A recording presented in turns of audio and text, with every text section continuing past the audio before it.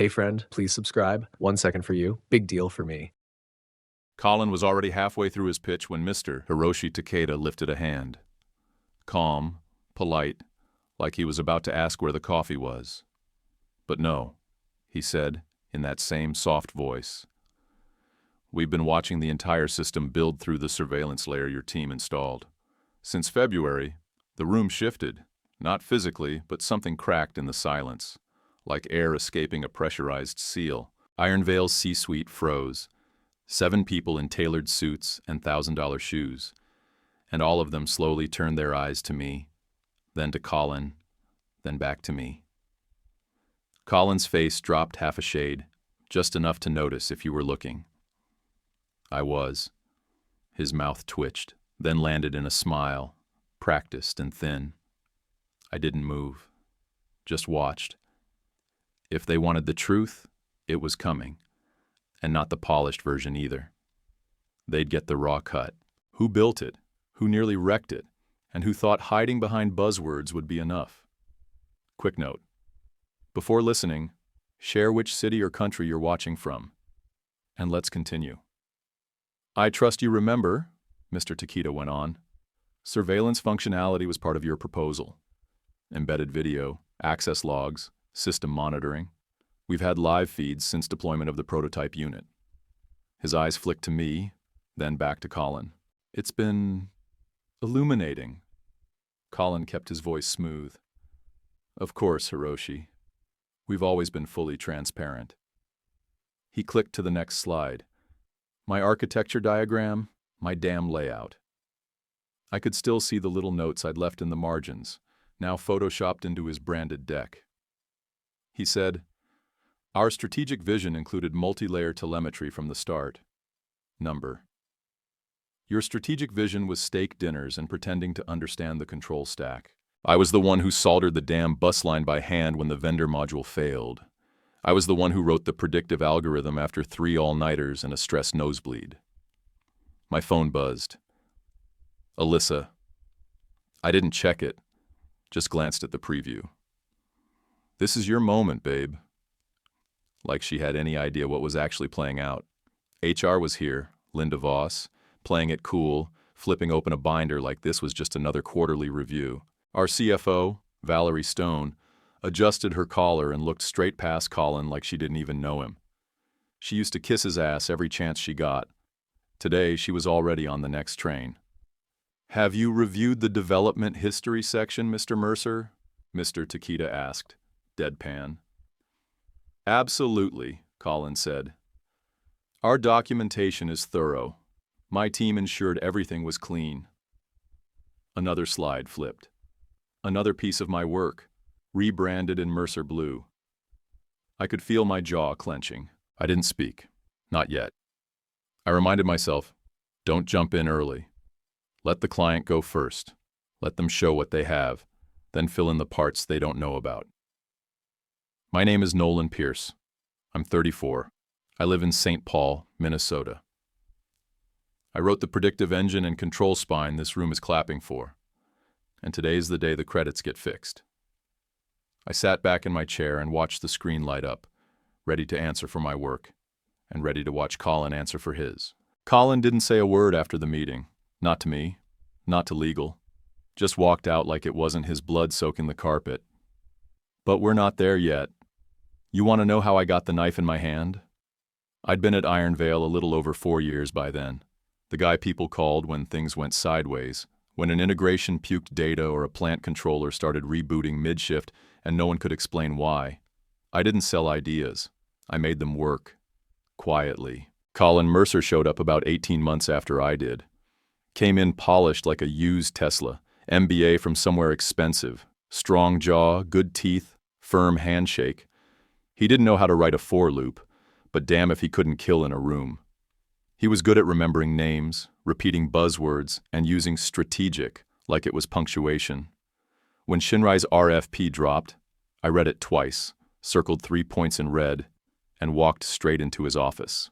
They wanted a full-stack automation platform, robotics control, AI predictive analytics, real-time line balancing, safety compliance monitoring, the works. $12.5 million budget, 7-month delivery window. It wasn't just big. It was stupid big. I can do it in 5.5, I told him, if we build around OptiCore. He blinked. Your what? My side project. The scheduler I've been refining for batch ops. It can scale if we rebuild the frame. He leaned back in his chair, hands behind his head like he was already counting the bonus. Let me handle the pitch. Next day, my architecture deck was gone from my drive, replaced with a cleaned-up version. Same bones, same layout, different color scheme and logo. I watched him present it to the execs like it was the second coming. Called it our plan. Told them I'd be lead implementer. That he'd handle the relationship with Shinrai. Back home, Alyssa and her mom were on a warpath. We'd been eyeing a 3-bed townhouse over in Shoreview. Nice backyard, new appliances, 30-year fixed. The deposit was $42,000. Her mom, Denise, sat me down over dinner and asked what my timeline was to be director level. Not if. When. You've got the brains, she said, sipping Pinot like it made her more correct. But brains don't buy houses. Titles do, I told them I'd earn it the right way. Ship the product, earn the performance bonus, show what I built. Alyssa just sighed and said, sometimes you have to play politics to keep a roof over your head. I didn't argue. I just nodded, went upstairs, and opened a new repo, blank slate. I pushed the first commit at 1:17 a.m., named the project Shinrai Spine. Not dramatic, just fact. That was the moment I stopped hoping Colin would share credit. I knew better. He was already calling it his strategy in executive reviews, and when he asked me to polish up the plumbing for his investor slide deck, I smiled and said sure. Then I wrote the core logic with a comment header that included my name, the date, and the hash of the parent commit. Every file. I wired the surveillance spec into the base design. Not because I was planning revenge, but because the spec called for it. It was supposed to track personnel and equipment activity for safety compliance. So I built it tight. Cameras, logs, timestamps, badge scans, even an optional audio flag I could manually enable during testing sequences. Nothing hidden. It was all in the onboarding paperwork. The facility had a monitoring clause, and I made sure it stayed legal. But yeah, I also made sure it stayed accurate. Full fidelity, no edits. Colin didn't even notice. He'd pop in once or twice a week, snap a picture of my whiteboard, then ask me to boil down what you're thinking into 3 bullet points he could use for his status updates. I stopped bothering to explain anything past surface level. He didn't care. He just wanted language that looked good on slides. I told Takeda's team you'd send over the technical sheets, he said one afternoon, waving his phone at me like a scepter. Keep it light. Focus on the AI stuff. Which AI stuff? You know, the smart parts. I just nodded. Smart parts. Got it. I looped in no one, legal, HR, nobody. I just kept building. I took OptiCore and reshaped it, modularized the prediction layer, hardened the fail-safes, built out the robotics bus, and calibrated it to Shinrai's older hardware specs, because I knew they wouldn't replace every arm. Colin had no idea what half those acronyms meant, and I stopped explaining them after the 3rd time he said, just keep it stable. I remember Alyssa asked me once, do you really trust Colin? No, I said, and didn't say anything else. That should have been a warning, but she didn't push. Probably figured I was just being stubborn. I wasn't. I was being careful. Omar Reyes, our QA guy, asked me one night while I was rewiring the bench node, why the hell do you keep labeling everything like it's evidence? Because one day it might be. He just looked at me, half laughed, and went back to his test scripts. The weird part is, I didn't hate Colin. I didn't even care if he wanted to talk pretty and collect applause. But the second he started calling my build his brainchild to external teams, that was when I stopped documenting for internal reviews and started documenting for court. Looking back, it was simple. I didn't make the surveillance system to catch anyone. I made it so there'd be no questions later. No way for someone to pretend they wrote what they didn't. And deep down, yeah. I think I already knew I'd need it. By the end of the first month, I had a second toothbrush at the office and a fresh shirt hanging behind the lab door. 16-hour days weren't the exception. They were the rhythm. Cold pizza, half-warm coffee, my spine locked like rebar, and a cot in the corner when my neck seized too tight to drive home. I started with the controller bus. Colin said we could use a third-party SDK, but I'd already tested it. Couldn't handle mixed task loads without choking, so I built it from scratch. Low-latency switchback logic, hardware agnostic, buffered failover in case any arm stalled out during multi-step execution. Next came the data lake. Structured, versioned, auto-pruned for duplicate load paths. Colin wanted a spreadsheet view for exec visibility. I gave him a dashboard with just enough color to keep him from asking questions. The adaptive layer was harder. Needed to bridge factory floor response times with predictive outputs running hot from OptiCore. I tuned it until it could handle conflict resolution between 3 concurrent task managers without locking up. Colin never even asked what adaptive concurrency meant. Just said it sounded smart and added it to his talking points. And the surveillance features? I wired them in clean. Not hidden, not buried, just part of the system. Video, access logs, commit timestamps, and audio capture locked behind a manual flag I could control. It was part of the original RFP. Shinrai wanted personnel efficiency and safety tracking. I just made sure it worked exactly as promised. The lab had signage, same as the rest of the facility. Consent forms were standard. No one asked questions because no one paid attention. But I kept audio off by default, only ran it during flagged test sequences when I needed to capture verbal callouts for sequence validation. Colin? He showed up maybe twice a week.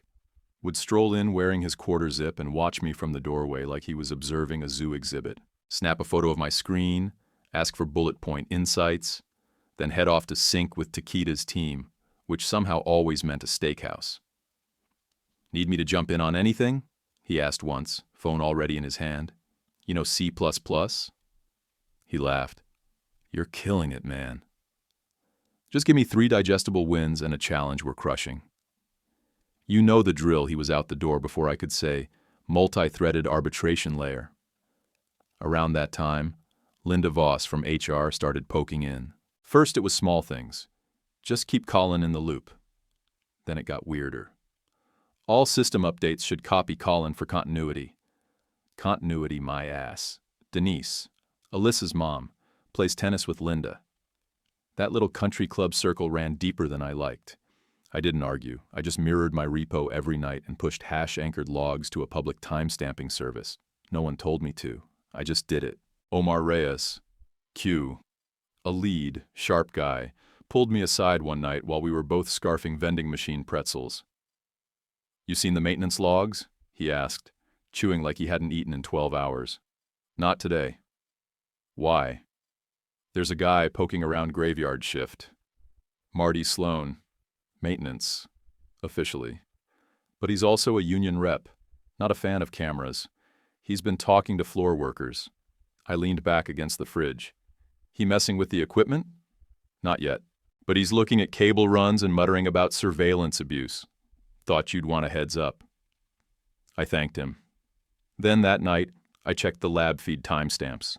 2 motion triggers during the night window. No scheduled maintenance. I made a note. Meanwhile, Alyssa kept pushing. Just take the strategic lead title, she said. It's still your work. Colin can handle the politics. You need a win right now, not a hill to die on. I told her, a fake win isn't a win. It's a leash. She rolled her eyes. Don't blow the mortgage over pride. I didn't answer. I just went back to the test room and patched the fault tolerance tree. Every morning, I checked the logs before I opened my IDE. Every night, I backed up everything. Code, commits, test footage, hash trees, timestamp anchors, even my daily whiteboard photos. I started keeping a logbook in my backpack. Call it paranoia, call it process. Either way, it was mine. The weird thing, the grind didn't kill me. It kept me straight. The math lined up. The system stopped jittering. Failures got shorter. Error deltas tightened.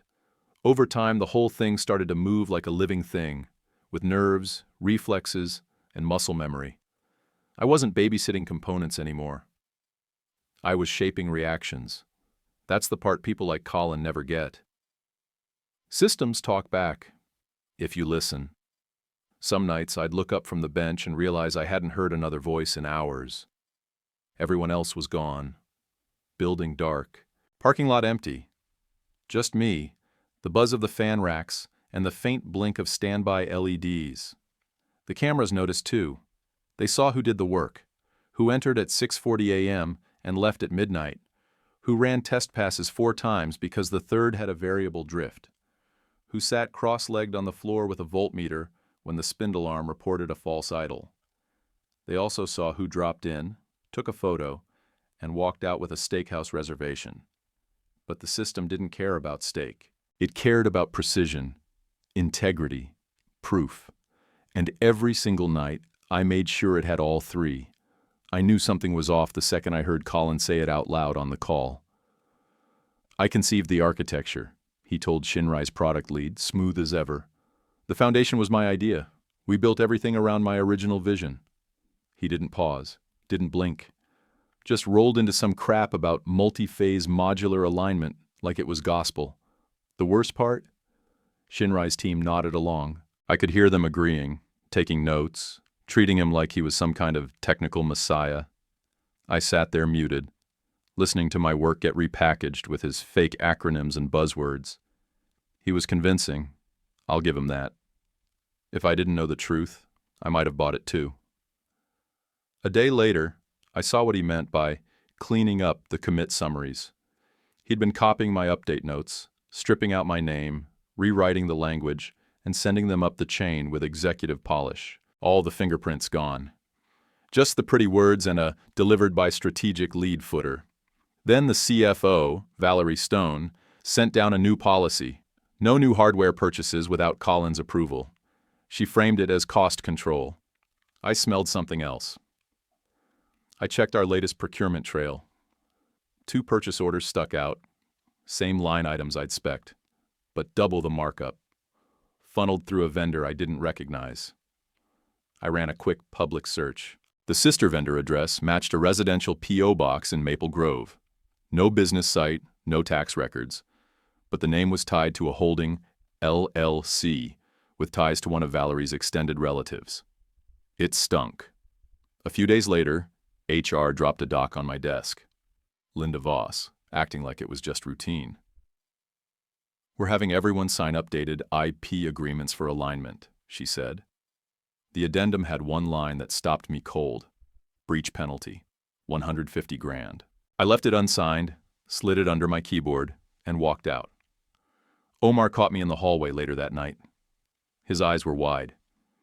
Hey, not sure if it's anything, but I was in Linda's office earlier. Her laptop was open. I swear I saw your Shinrai draft deck on her screen. That's not possible, I said, though I already knew it was. He hesitated. Unless you sent it to her directly. I didn't. I sent it to Alyssa. Just Alyssa. I walked into our kitchen that night like a ghost. Alyssa was pouring wine. The TV was on, muted. Hey babe, she said. Did you see the edits I made to your presentation? I had Mom proof it, and she said, You what? I forwarded it. Just to Mom. She catches stuff. Typos, formatting. You know she used to edit. You sent my draft deck to Denise? She's trying to help Nolan. She said she might even show it to someone she knows. Linda, maybe. Just to make sure it aligns with what they expect. Why are you freaking out? I said nothing, stepped onto the porch, and sat until my breath steadied. Later that week, Denise invited us to dinner. Homemade lasagna, wine, smiles that felt rehearsed. She brought up Colin like it was nothing. He's really stepping into leadership, she said, and he's been such a champion for your work, hasn't he? I stayed quiet. You know, ladders work better when you climb them, she added, not when you try to kick them out from under people. That line stayed with me longer than it should have.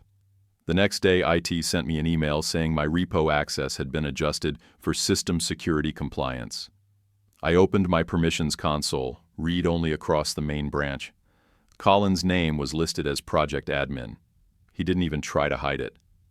I still had access to the mirror repo I'd encrypted and stored off-site months ago. Build redundancy, I'd told myself back then. Funny how sometimes paranoia and foresight look the same. By now, Colin had dropped the whole partner act. He just barked orders like a boss who thought he'd already won. "Can you send me demo-ready screens by Thursday?" he asked, barging into my lab space like it was his. I added some notes. "Just copy those into the UI overlay." I looked up from my console. "You want me to build your talking points into the product?" He shrugged. "It's optics. Just make it easy for the client to follow." "High-level stuff. Leave the weeds out." I nodded. No fight left in me that day. Just noise. The system, though. The core was alive. Predictive engine tuned, fail-safes humming, robotics bus synced. Even the adaptive logic was tighter than spec. Everything I had, I put into that build. And still, none of it was mine. Not officially. Not yet. A week out from the final demo, I stood in the empty lab, watching the outputs flow clean across the screen, and knew I had a choice. I could hope someone upstairs figured it out. Hope the client asked the right question. Hope the credit came back around. Or I could wire a fuse. Something permanent. Something that didn't need politics or performance reviews to speak for me. I remembered what I told Alyssa. A fake win's just a leash. And I remembered what Omar said about the slides, what Valerie had done with procurement, what Linda tried to slip under my pen, what Colin took, word for word, keystroke for keystroke, and claimed as his own. Hope doesn't archive logs. I flipped open my notebook and started sketching a trigger. Not for sabotage, for proof.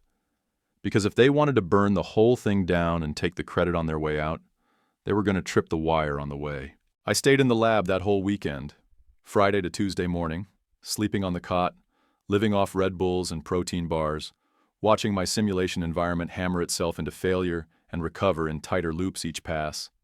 I hadn't seen the sun in 3 days, but I didn't care. At 2:40 a.m. Tuesday, the optimizer hit 94.8% predictive accuracy under full mixed load conditions. Failures projected 26 days out with traceable cause trees. It wasn't just working, it was surgical. I watched the plot stabilize, ran the validation pass one more time, then just sat there, hands on the desk, screen glowing like a campfire, chest tight from holding my breath. It was the crown jewel. The thing they all said couldn't be done in under a year. I did it in 5.5 months, exactly like I said. Built around my own damn side project. Inside a company that tried to bury me behind a guy with a nice smile and a steakhouse rewards card. A few hours later, Colin walked in, holding a smoothie like he'd just come from hot yoga. He glanced at the screen, saw the plot, and nodded like he'd seen it coming. "Exactly what I had in mind," he said. No hesitation, no irony. I didn't answer, just clicked the mouse and killed the screen. He didn't notice the line graph was still saving behind the scenes. Once he left, I got to work on the fuse. First, I exported 6.5 months of raw data. Video time-lapse from the lab cameras, commit hashes, keystroke deltas, biometric badge logs, and Git push timestamps. I wrapped it all in a package labeled Development History and embedded it inside the system documentation tree where no one would touch it by accident. But this time, I added a lock. It could only be opened by someone using a Shinrai-issued employee token with an internal access key. That meant Takeda's team. No one from Ironvale could fake it. Then I anchored the hash of the entire archive to a public time-stamping ledger. Again, not the first time, but this time it included everything. Full coverage. If anyone tampered with even a frame, the hash would break. Anyone who understood basic integrity validation would see it. After that, I built the appendix. It wasn't long, just enough. Select email threads. The forwarded draft from my inbox to Alyssa's, from Alyssa to Denise, from Denise to Linda Voss. And then the screen captures. Linda reviewing it on her laptop during an off-site My metadata was baked in. Source file path, timestamp, and security tag. No room for debate, no room for spin. Then I wrote the watchdog. It lived silently behind the admin panel. The second someone created a new admin account or renamed a critical system file, it would trigger a snapshot of the environment and email it directly to a third-party escrow I'd set up under a private dev trust account. Nothing would alert the intruder, no pop-ups, no emails, but the proof would be captured, time-stamped, and sent out before they even knew what went wrong. I even added a small note to the manifest. Tamper triggers have been enabled for system integrity purposes. That was for the lawyers. Then I built a separate folder and dropped in screenshots of the weird POSI found under Valerie's name. Same product specs, different vendors, 20 to 40% markups, routed through the sister vendor address in Maple Grove. I didn't know exactly where that trail ended, but I knew how it smelled. Once it was all done, I wrote one sentence in the README header of the archive. Please review this section during demo delivery using the last 4 digits of your employee ID. Then I opened the email Mr. Takeda had given me the first week of kickoff. Use this if you ever need to escalate. And I pasted the same sentence into the body. No attachments, no details, just that one line. I hit send. It was 7:12 p.m. I put my phone on silent, shut down the lab terminal, and finally walked out to my car for the first time in 2 days. The drive home was quiet. My eyes burned. My back was on fire. My brain felt like it was running in low power mode, just enough left to keep me from veering into a ditch. When I got home, Alyssa was on the couch, scrolling through Pinterest. Our shared board was up, future home cozy plus modern. Dining sets, light fixtures, backsplash tiles we couldn't afford yet. She looked up when she saw me. "Hey, how'd it go?" she asked. "Did the engine work?" "It's done," she smiled. "That's amazing. I knew you'd pull it off. Mom said someone at her club knows someone at Takeda's office. She said you should help Colin polish his demo deck before Thursday. Apparently it's important to show a united front." I stared at her. "Alyssa, did you ever forward anything else to your mom?" She blinked. "Just the one deck. Why?" "She shared it with HR." "She was helping," she said, her voice dipping into that defensive tone I'd started to hate. "She thought it'd help you look polished." "You're not a deck guy, Nolan. You're the code guy I had no answer left in me." I took a shower, then sat in the bedroom staring at my phone. A new message buzzed in. Colin, _Mercer, _shared. Final demo v 12.pptx. I didn't open it. I laid back in bed and stared at the ceiling. Sleep didn't come easy, but eventually it came. All I remember from that night was dreaming of loading bars and hash values, red lines on a clean graph, and the soft robotic voice from my debugger saying, "Pass complete. No errors." The system pinged at 12:41 a.m. Not loud, just a single short vibration on the phone I kept face down on the bench. I unlocked the screen, thumbed into the watchdog log, and felt my chest get tight. Someone had authenticated into the lab 38 minutes ago. Off hours. Badge scan registered as Sloan Marty, a maintenance contractor with no reason to be in that room past shift end, and definitely no access to version control. But there it was. Attempted rollback on the test bench. Targeted image time-stamped 2 weeks prior. Full override request, pending file replacement. That wasn't an accident. That was a surgical hit. I jumped up, grabbed my laptop, and pulled the video feed. There he was, Marty, shoulders hunched, walking fast, not even wearing his usual coveralls. Plain hoodie, jeans, badge clipped to a lanyard that didn't belong to him. He passed the north camera, ducked his head like it mattered, and walked straight to the main terminal. 2 angles caught him. One showed him knocking over the corner camera with his shoulder. Clumsy. The other caught everything. Hands on the keyboard, mouse clicks. Him typing out a login string that was too fast, too confident. Not his.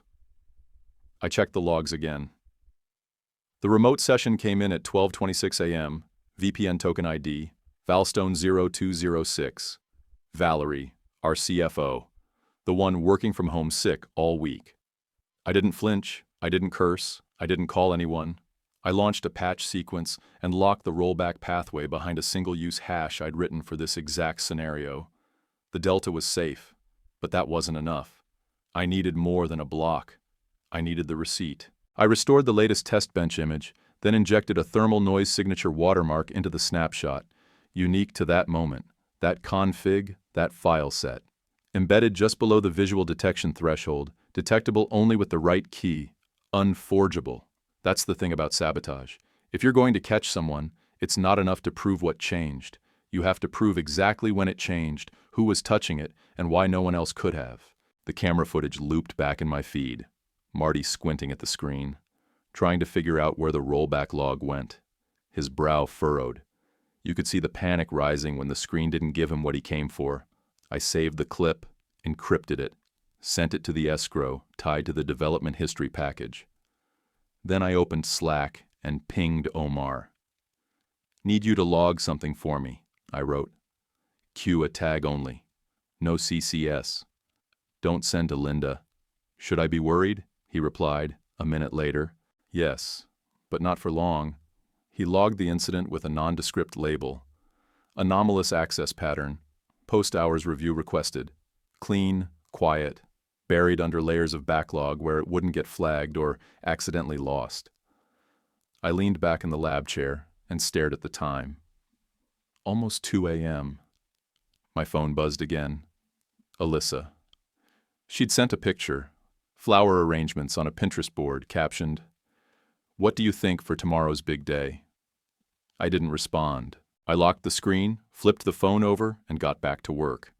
By 3:10 a.m., the system was tighter than it had ever been, fully validated, restored.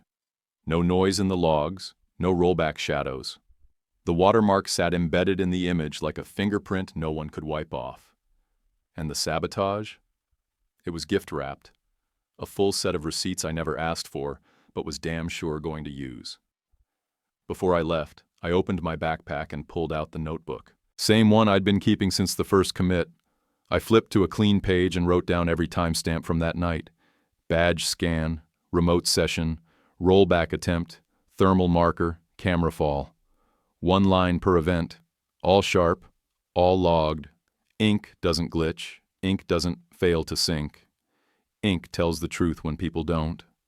I zipped it up, plugged in my backup drive one last time, and forced a push to the off-site mirror. Then I set 2 alarms, one on my phone, one on the emergency debug tablet I kept under the bench. Belt and suspenders. Walking to my car, I expected to feel angry, or maybe rattled, but I wasn't either. I was calm, laser clear. They weren't just playing dirty now. They were desperate. And desperate people make mistakes. At home, the place smelled like lavender candles and starch from fresh pillowcases. Alyssa had set out a shirt I'd only worn once and a tie I never liked. The counter had a fresh-pressed linen napkin over a box from that pastry place she loved. Little note on top. "Tomorrow we win." I sat on the edge of the bed, stared at it all, and said nothing. No fight left tonight. No words worth wasting. When I finally laid down and closed my eyes, it wasn't fear I felt. It wasn't rage. It was something simpler. No more talking around my work. By the time I walked into the boardroom, my palms were dry. Not sweaty, not shaking.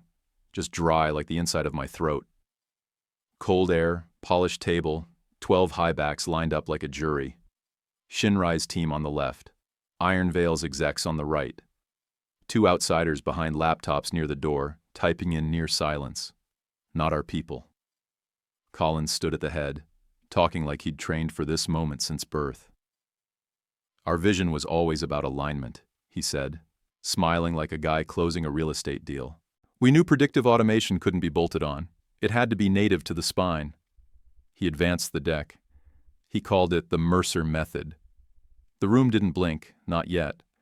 But I saw Takeda raise his hand before Colin could get to his next slide. Calm, polite.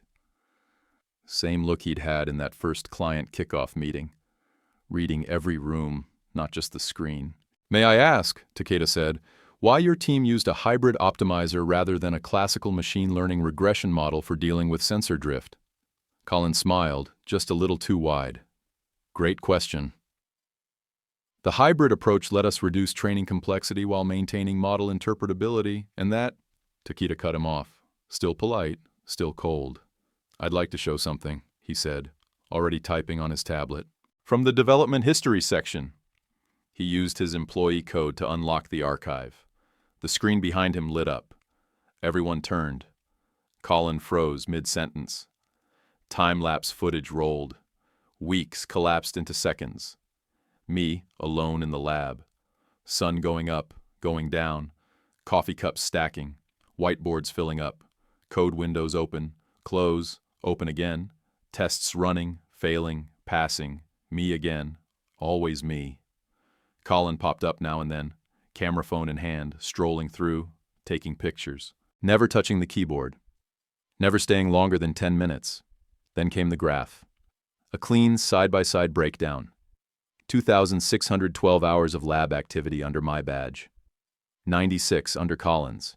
His were mostly calendar invites and lunch meetings. Next to that, my commit logs, full hashes, anchored to public timestamps. Verified entries, one after another. Dates, authorship, system components. Someone near the end of the table cleared their throat. Colin didn't move. Takeda tapped again. Another clip loaded. Marty Sloan, from the night before, in my lab. Same hoodie. Shoulder knocking over the camera. Other angle catching him logging in. Clear view of the keyboard and the borrowed admin credentials. Another window showed the VPN tunnel. Token ID, Valstone-0206. Valerie's device. You could have heard a damn pin drop. Linda from HR finally found her voice. I believe we need to pause this review. That footage cannot be used without proper consent, and it is our facility, Takeda said. Our system. Our surveillance agreement. Your signatures are on the original compliance documents. We have full operational access under contract. He didn't raise his voice. He didn't need to. I felt my phone buzz in my pocket. I glanced at the screen. Alyssa. Hey, everything okay? I let it sit. The video paused on a screenshot. Email headers, red arrows tracing the path. My draft deck, sent from my inbox to Alyssa's, then to Denise, then to Linda. The reply from Linda. Looks great. I'll clean it up for the review deck. Takeda turned to me. Mr. Pierce, he said, would you please come up? My legs felt like concrete. I stood anyway. My knees weren't shaking, but they wanted to. I walked to the front of the room. He asked 3 technical questions. I answered clean, not fast, not slow, just enough. Colin tried to interrupt. If I could add context to... Valerie cut in, voice sharp. Don't talk. That ended it. I looked straight at Takeda. For the record, I said, I never signed the IP addendum. The optimizer core I used is based on a pre-employment framework I wrote years ago. It's licensed, not owned. By me, Valerie turned pale. Her lips tightened like she'd bitten a lemon. The room was dead quiet. Takeda looked to Iron Veil's CEO, old school guy in a suit that probably cost more than my car. Takeda asked him one question. We prefer builders leading builds. What does Iron Veil plan to do about the discrepancy? The CEO didn't answer. Not right away. He glanced at legal, then at Valerie, then at Colin. His mouth open, then closed. Silence lasted 20 seconds, maybe 30. That was long enough. Takeda didn't wait long. After the room cleared and Iron Veil's legal team started whispering behind the glass wall like a damage control committee, he walked up to me, calm as ever, and handed me a sealed folder. Official offer, he said. We would like you to lead our new North America Innovation Lab. Full build authority. You name the team, inside. 385,000 base, equity package, relocation budget I never asked for. No pitch, no back and forth. Just a number and a start date. I held it in my hands, barely listening, as Iron Veil's CEO tried to stumble his way into a response. We'd like to retain Nolan under a new role. Director of Systems. Full scope of authority. Of course I didn't bother looking at him. If there's a deal, I said, it needs 3 things. 1. Full technical autonomy. 2. Opticore stays mine.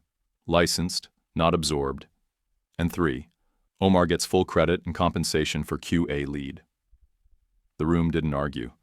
They just nodded like they were scared not to. Colin tried to stand like he still had a seat at the table. Security was already on their way in. Legal whispered something to the CEO. Next thing I saw, Colin was packing his laptop into a messenger bag, not saying a word, just blinking like someone had unplugged him from the grid. Valerie stood, arms crossed, trying to act composed. "I'm shocked about the remote access token," she said. "I was homesick. I don't—" Takeda's deputy didn't even flinch. He spun his screen around and played a snippet of metadata logs. VPN session, time-stamped, device ID match, admin token issued to Valstone0206. Silence followed. Linda Voss leaned forward. "I didn't even read those forwarded emails," she said. "I just assumed they were internal prep material." The screen showed her reply again, plain as day. "Looks great.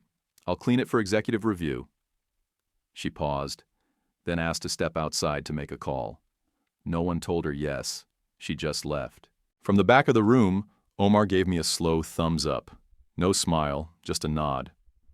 We didn't need to say anything. We both knew what it took to survive this place.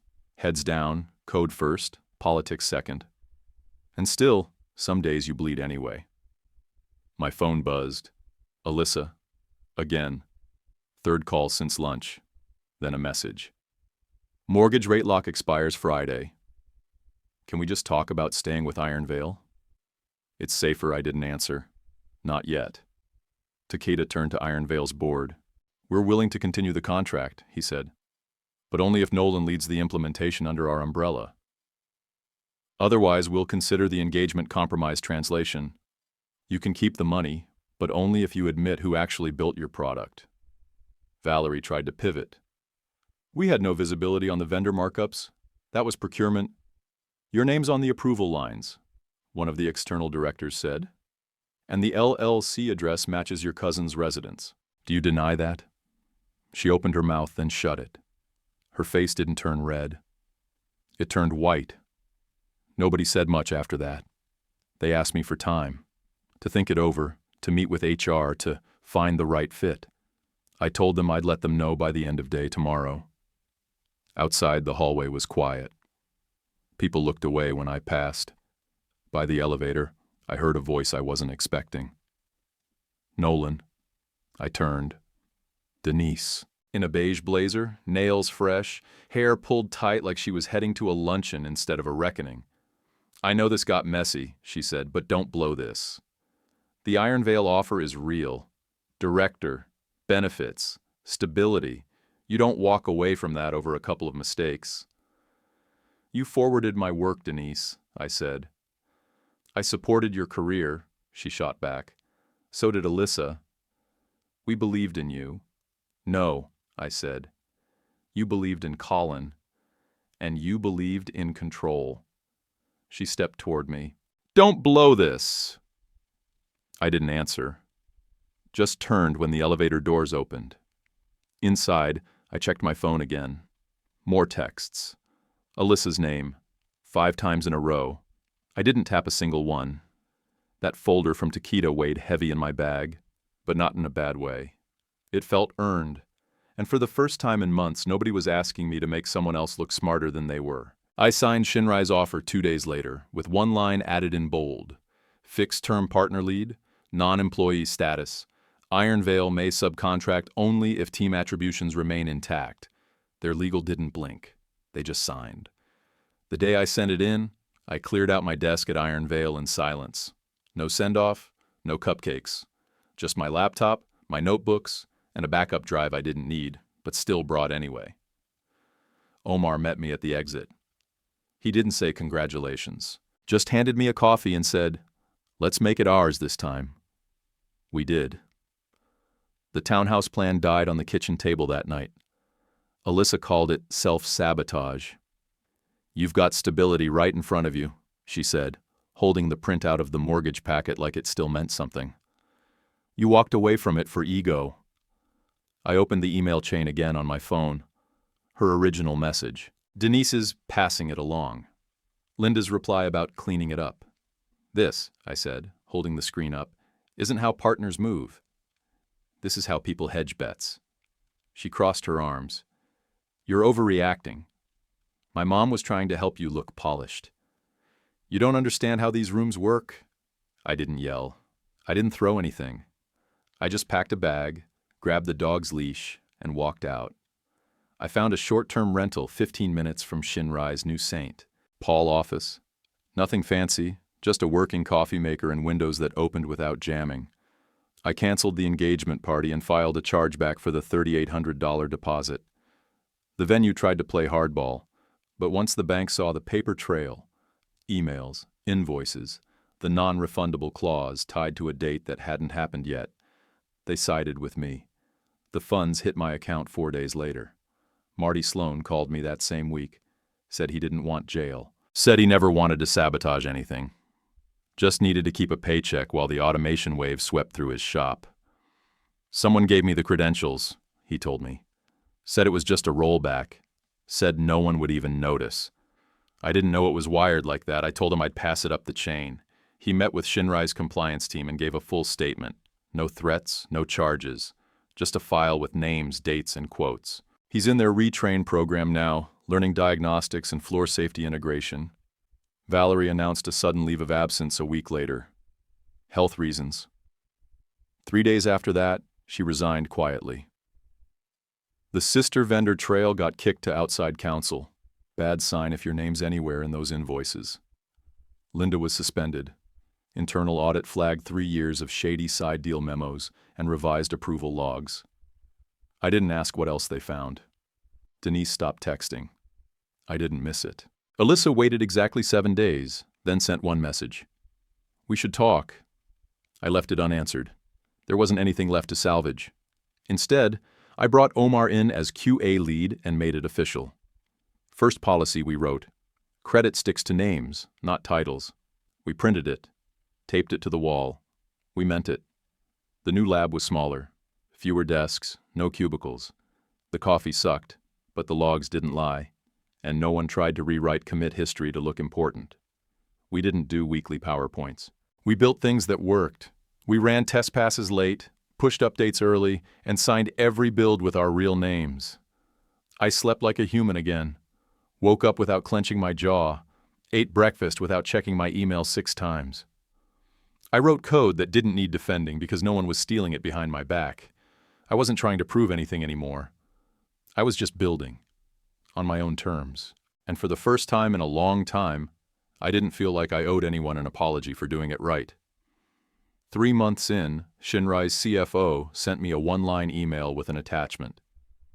The subject line just said, early numbers. The PDF showed what I already knew. Plant-wide line downtime had dropped by over 42%. Predictive alerts were being acted on faster than expected. Total savings, $4.6 million in the first quarter. I leaned back in my chair and let that sink in. No fireworks, no applause, just clean data doing its job. Ironvale still had a slice of the implementation work, as a subcontractor under me. The work went smooth because the right people were finally doing the right things. No one was rewriting commits. No one was staging strategic screenshots for the board. I got a letter from Ironvale Legal not long after. Nicely worded. Said the IP addendum oversight had been corrected for all future hires and they were reviewing past practices to ensure alignment. I didn't respond. I just printed it, stapled it to the back of my original employment packet, and filed it under a label I made myself. Doesn't apply. Collins' LinkedIn took the slow death route, SVP strategy for a while, then consultant, then nothing. Last I heard, he was helping his cousin manage a parts warehouse somewhere in Bloomington. He emailed me once asking if I had bandwidth for a small alignment project.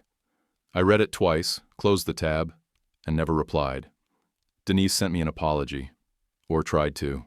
It read like something from a PR team, full of phrases like unintentional impact and deep appreciation for your contributions. I archived it without opening the attachment. Alyssa followed up with a text, a photo of a new listing, white fence, gray siding, bright front porch. Thought you'd like this one. Can we meet?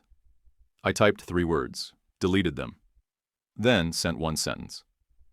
I need clean air for a while. She didn't write back. Marty Sloan? He stuck around. Shinrai set him up with a spot in their retraining program, controls and floor safety certs. He sent me a picture a few weeks later of his daughter's softball game. She was pitching. He was in the bleachers. His text said, "Thanks for not letting me burn." People change, especially when someone finally stops lying to them. Omar and I spent some late nights building a new kind of internal training. Not boring lectures. We used the surveillance backbone we'd built, on purpose this time. We pulled real sequences from real test passes, showed junior devs what an actual fix looks like when it breaks in the wild and gets pulled back from the edge. I kept 1 clip for myself. It lived on my personal drive. The time lapse from 2:40 a.m., the night I finished the predictive core. I looked like hell in it. Bag under my eyes, hoodie stretched out at the collar, 2 fingers on the mouse like I was steering a spacecraft with no oxygen left. The screen shows a single red line sloping into a clean curve. Then nothing. Silence. Success. No applause. Just work. You can hear the fans in the background if you turn the volume up. The hum of the lab. The room breathing. In the corner of the frame, there's a poster. Old, tacked up years ago. Colin's doing. It says, "Think like a leader." I used to look at that poster and wonder if I was supposed to become someone else. I don't wonder anymore. I don't think about leading. I build. I ship. I log everything and let the system speak for itself. And if someone needs proof of who did what, the machine already knows. Has your name ever been stolen at work? Take the counteroffer or walk away? Drop your answer below. If this hit, please like and subscribe. Huge for us. 1 click. YouTube picked this for you. Tap it. Let's see if they guessed right.